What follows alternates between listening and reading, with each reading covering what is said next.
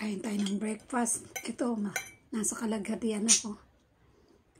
Pichi-pichi at pansit. Tapos itong mauubos ko ng pipino at kamatis. Wala itong asin. Hindi ako nag-aasin sa gulay na hilaw. Iwas-iwas kasi isa na lang ang aking kidney. Kaya hanggat maaari, iiwasan ko ng maaalat. Kumakain pa rin naman pero bawas. Konti-konti na lang. At minsan-minsan na lang. Nood habang kumakain. Netflix.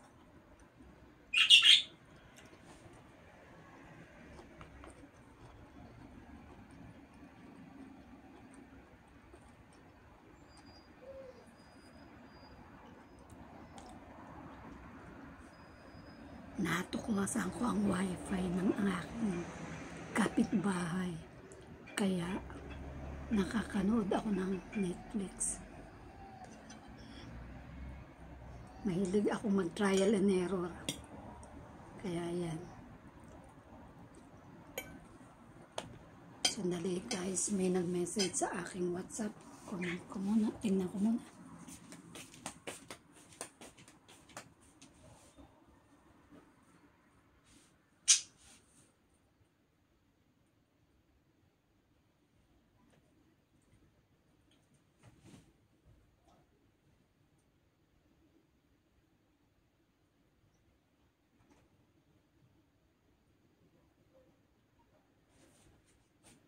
She has stones but not in her kidney, mommy.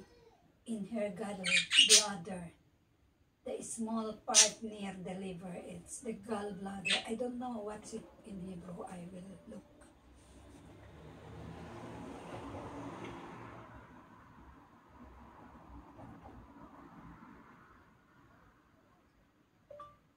Gallbladder.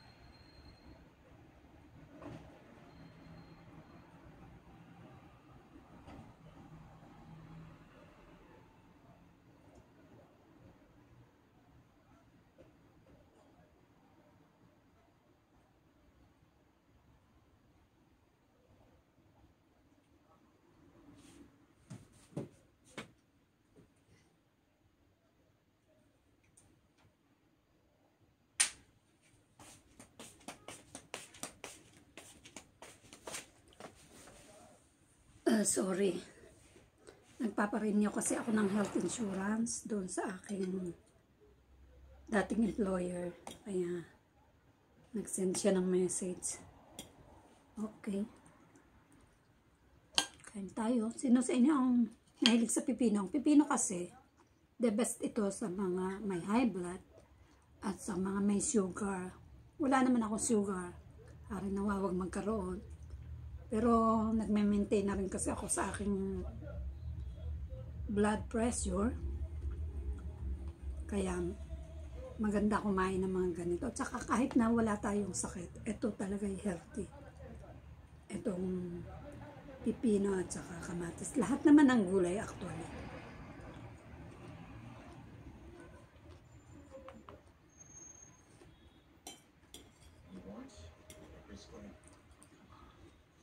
Trying to find something. His record is clear. So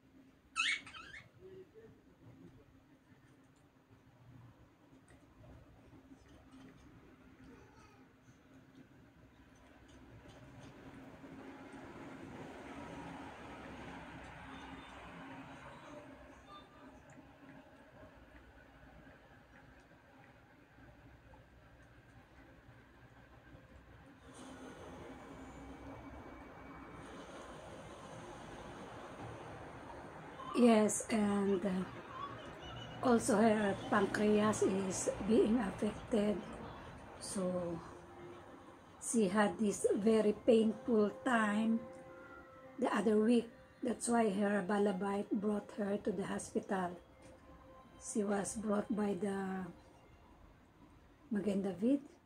Yeah. Yes, yes. So she will be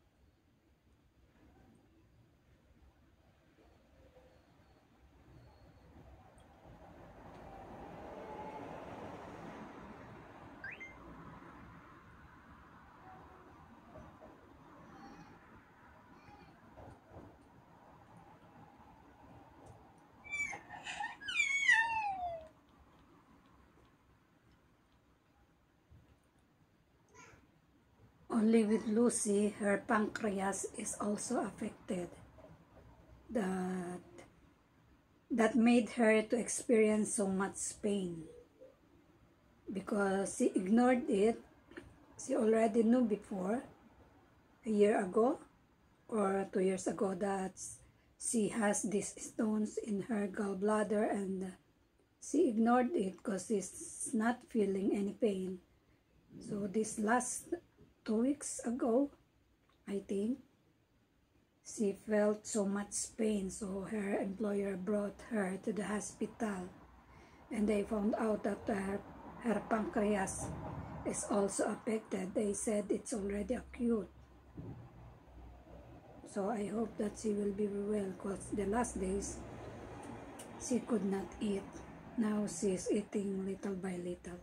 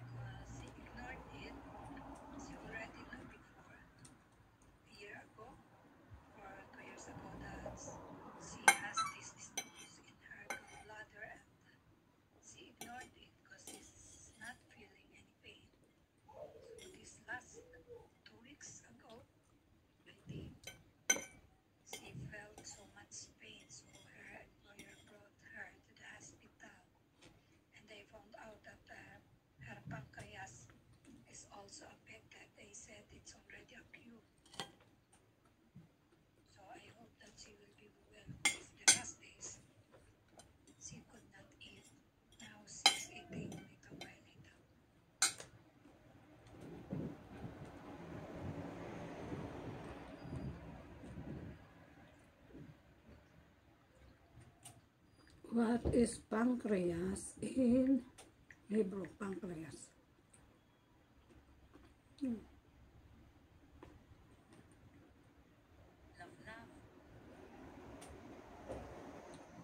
What?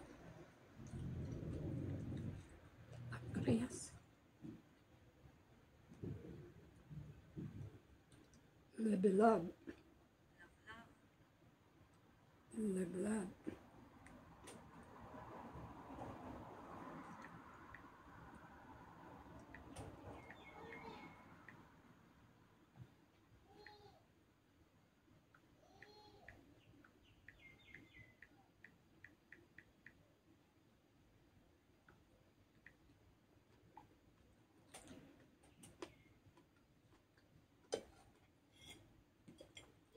Pinag-usapan namin itong aking amo, yung aking BFF na operahan. May bato sa kanyang atdo, kaya tatanggalin na yung atdo. Binaliwala niya yung findings na yun sa kanya a year ago dahil wala siyang nararamdaman sakit. So, last week or 2 weeks ago, bigla na lang sumakit ang kanyang tiyan na matindi na may milipit siya sa sakit. As in, gulong siya sa sakit. Kaya dinala siya ng kanyang employer sa ospital. At napag-alaman nga na yung kanyang pancreas ay apektado na rin.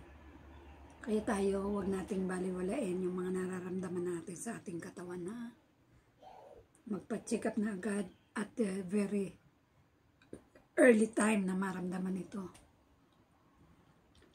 Bagay naiintindihan ko dyan sa atin kasi wala tayong health insurance, sinong malungkot.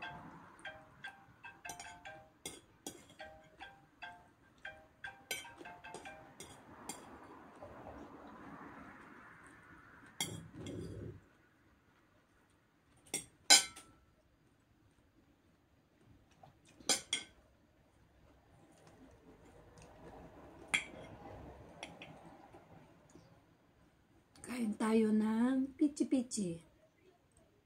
Hindi ito yung original na pichi-pichi. Kasi ang tinatawag kong original na pichi-pichi, yung pinipig. Tapos hinalo siya. Ito kasi niluto sa oven eh. Parang, or niluto siya na parang puto, pinasingawan. Tapos balingoy siya. Masarap naman siya, pero walang tatalo sa sarap nung pichi-pichi na pinipig.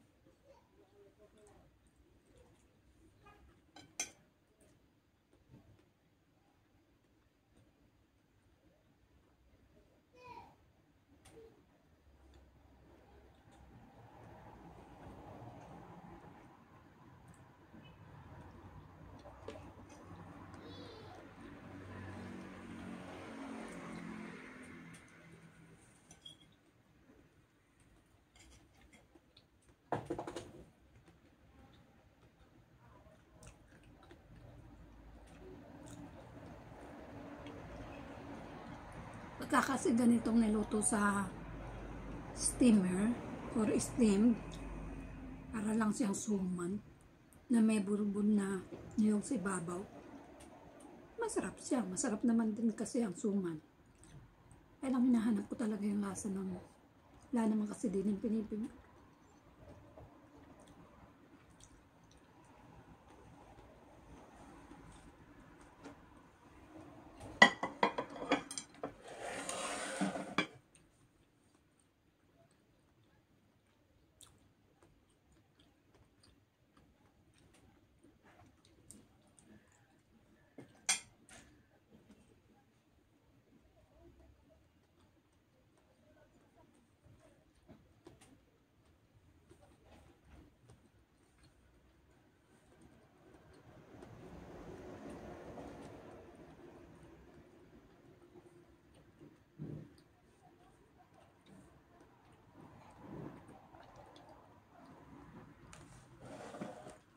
Busog na guys.